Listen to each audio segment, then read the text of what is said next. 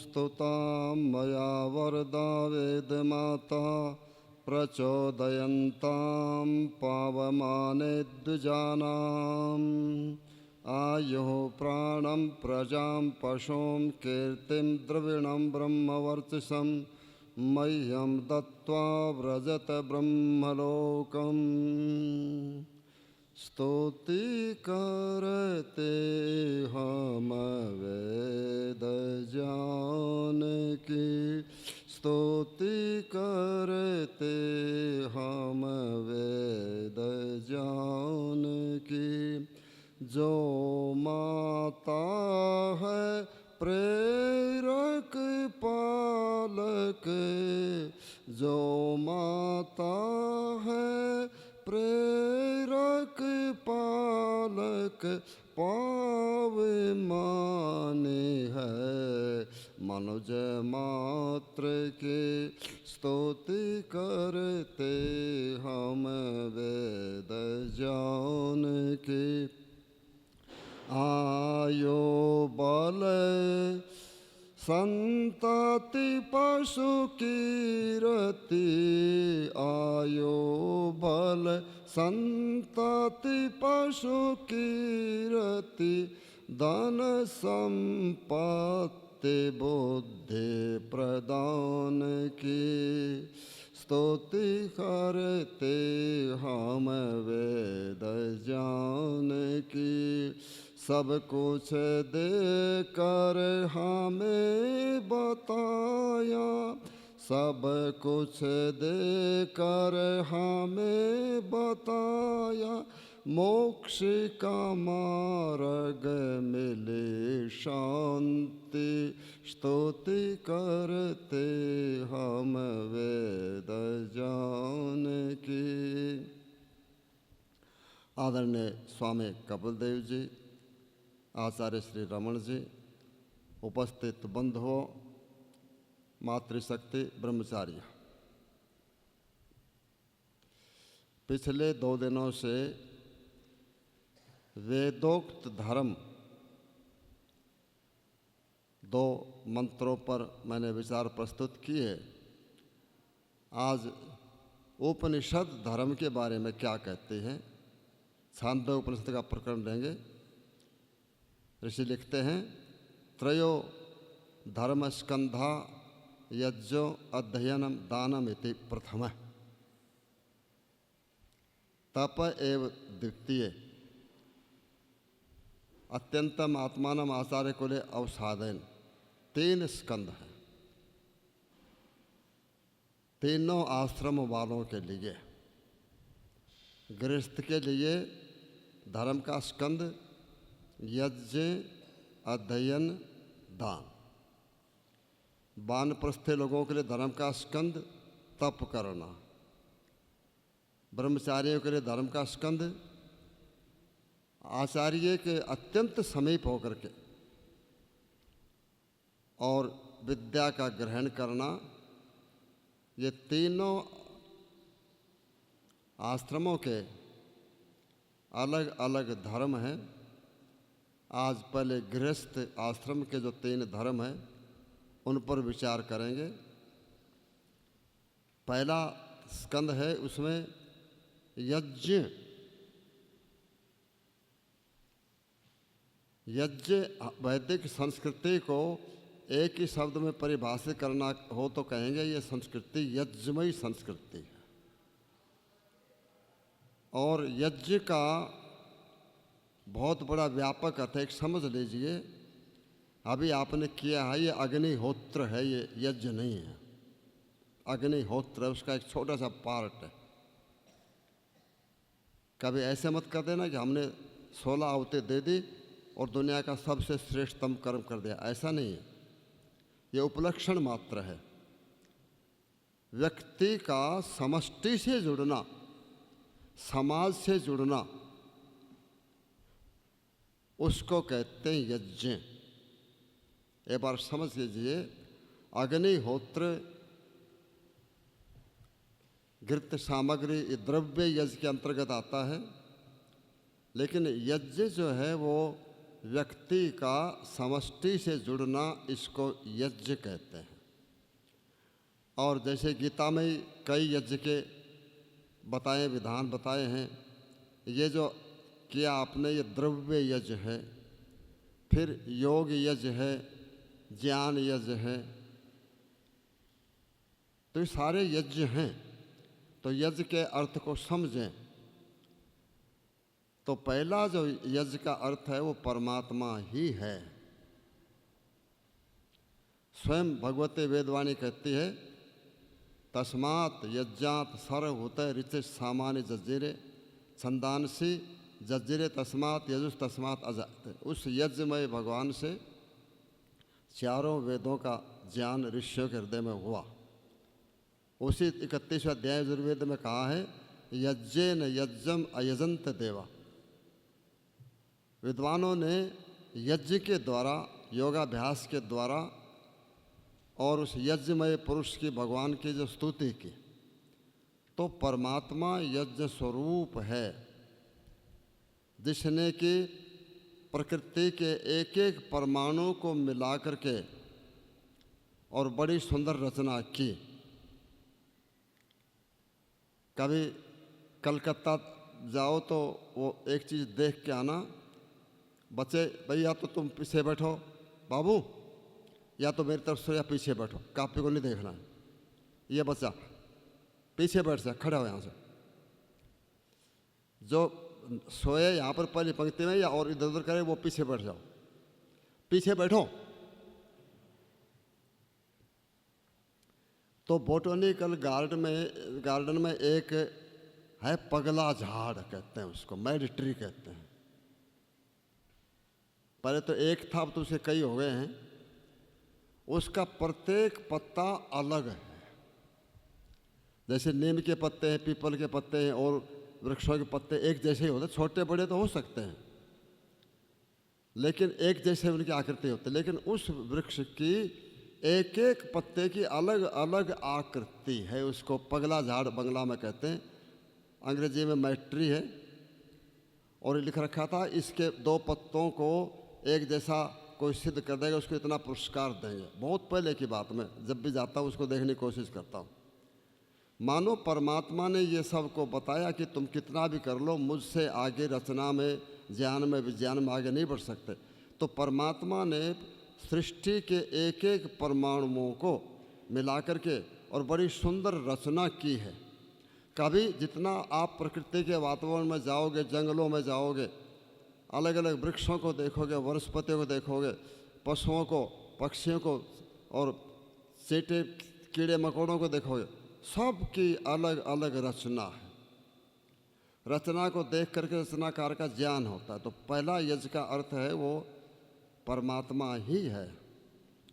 दूसरा, जब परमात्मा यज्ञ स्वरूप है तो ये मनुष्य का जीवन जो है, परमात्मा ने श्रेष्ठ प्राणी जो मनुष्य बनाया, वो मनुष्य का जीवन भी यज्ञ है।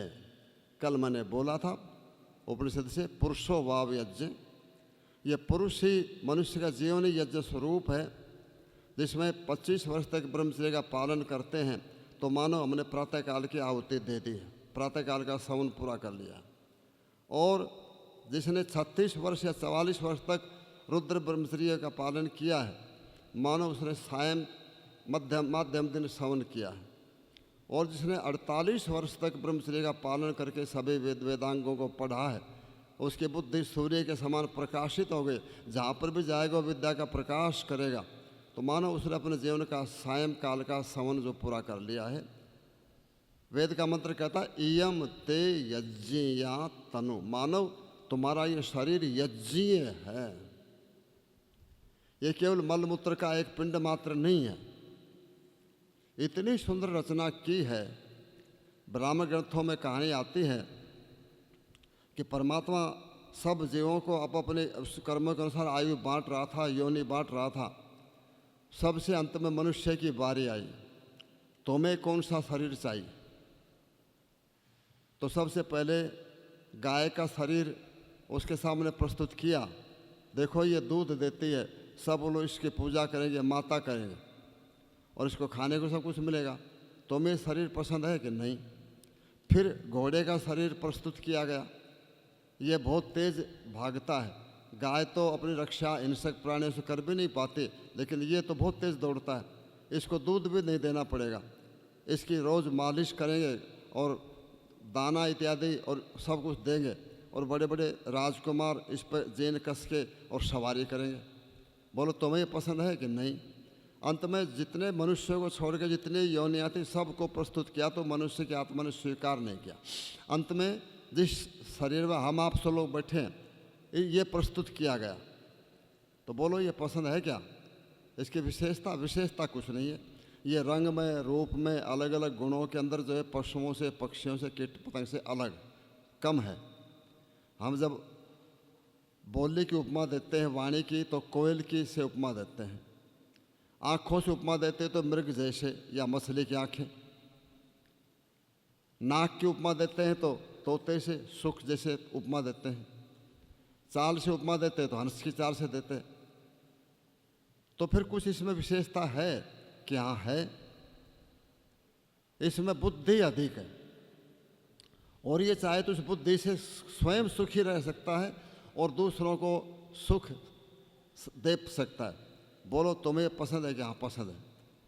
तो ब्राह्मण ग्रंथकार लिखते हैं कि वो इस छिद्र को फाड़ करके 10वें को उसको छोड़ करके द्वार को से आत्मा शरीर में प्रविष्ट होगा। अलंकारिक वर्णन समझाने का, जब वो प्रविष्ट हो गया तो और देवताओं ने कहा कि हम भी इसके अंदर चलेंगे। अग्निर्वाक भूत्वा मुखम प्राविशत, अग्नि वाणी होकर के मुख में प्रविष्ट हो गए। दिशा श्रोत्रम भूत्वा कर्ण, दिशाएं जो श्रोत्र रूप में कानों में प्रविष्ट हो गई। ऐसे ही रूप जो है वो नेत्रों में प्रविष्ट हो गया। स्पर्श इत्यादि सारे सभी जो तत्व हैं, जो तन्मात्रा हैं, सारी उनमें इंद्रियों में प्रविष्ट हो गई।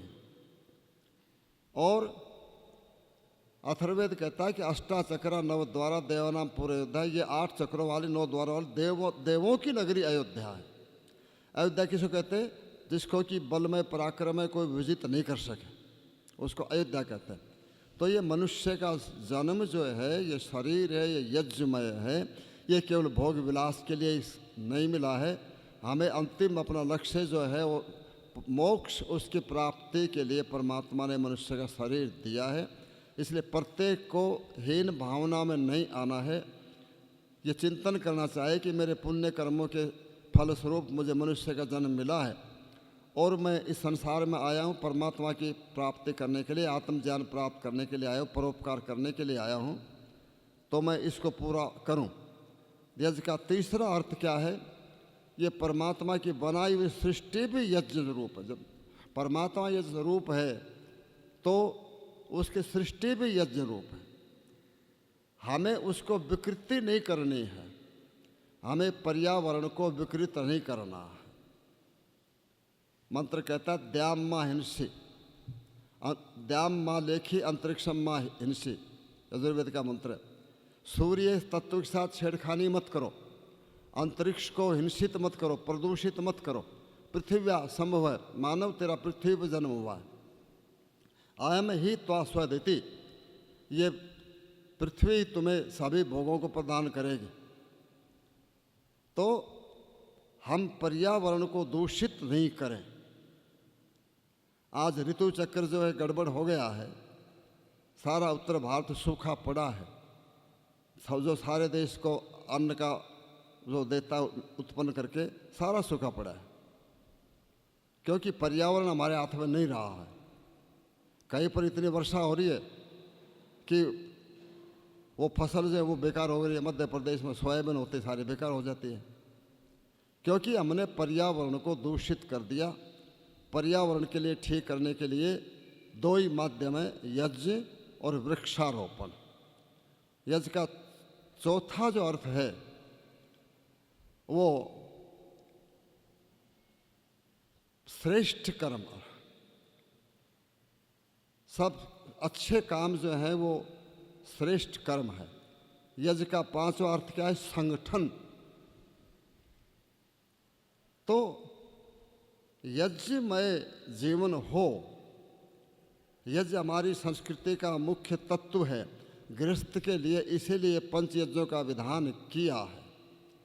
और औरों को तो चाहे अश्वमेध है, एक एक वर्ष चलने वाले, 12-12 वर्ष तक चलने वाले पहले पहले ऐसे यज्ञ थे, उनका नाम यज्ञ था या सत्र था और कुछ था।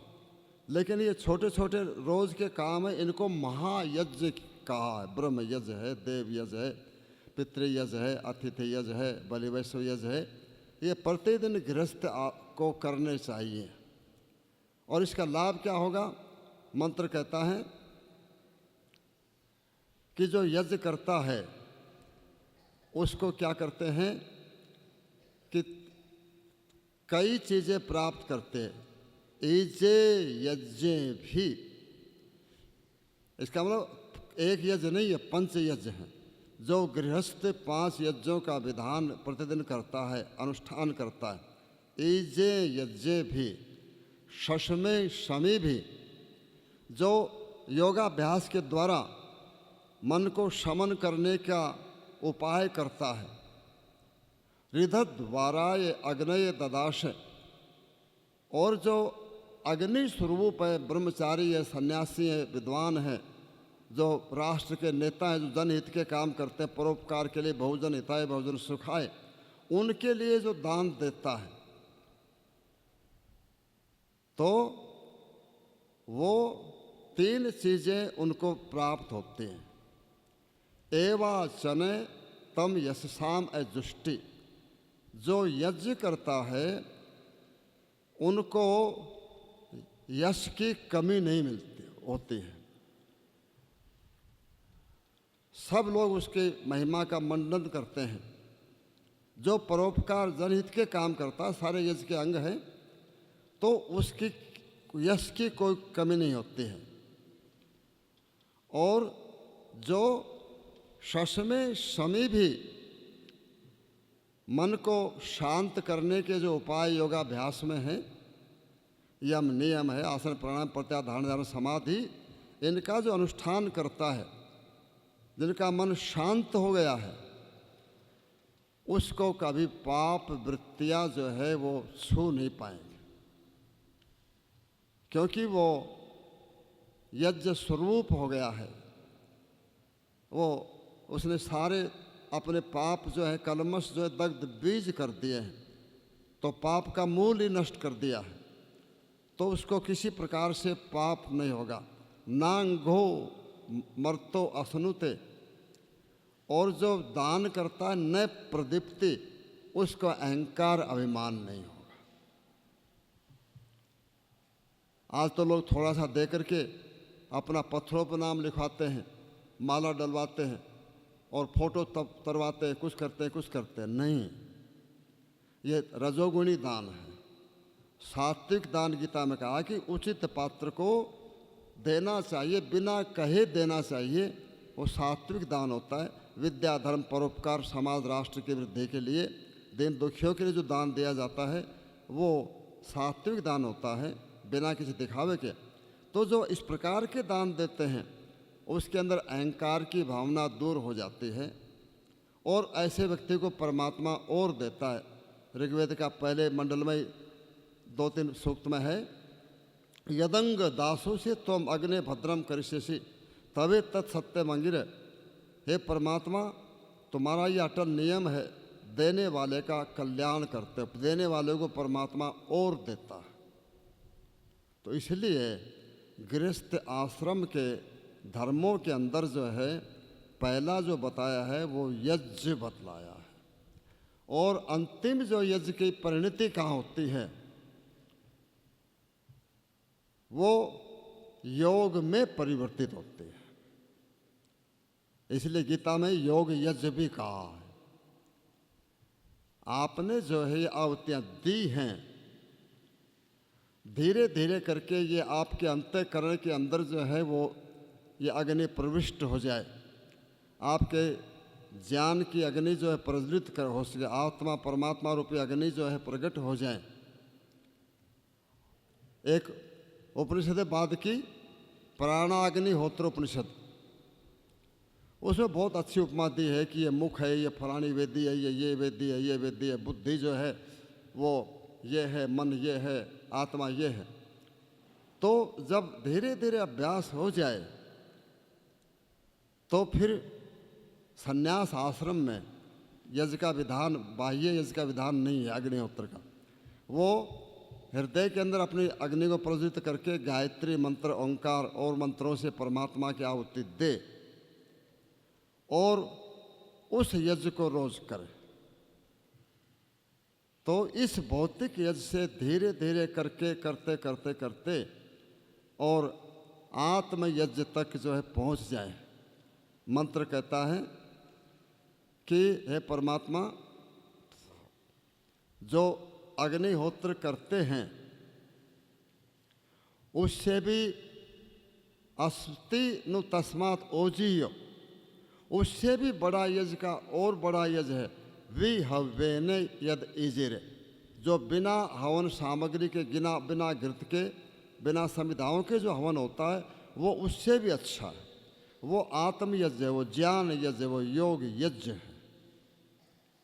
तो इसलिए यज्ञ की महिमा बहुत बड़ी है। यज्ञ का जितना भी आप चिंतन करोगे व्यापकता अर्थ में होते चली जाएगी और अंत में आप इस भौतिक अग्निहोत्र से और यज्ञों से धीरे धीरे करके और योग यज्ञ में प्रवृत्त हो जाएंगे तो मनुष्य का जीवन जो है सार्थक हो जाएगा। आज मैंने गृहस्थ आश्रम के जो 3 स्कंद हैं, यज्ञ अध्ययन दानम, इसमें पहले जो यज्ञ के बारे में थोड़ी सी चर्चा की है और अध्ययन और दान की कल चर्चा करेंगे। ओम शांति।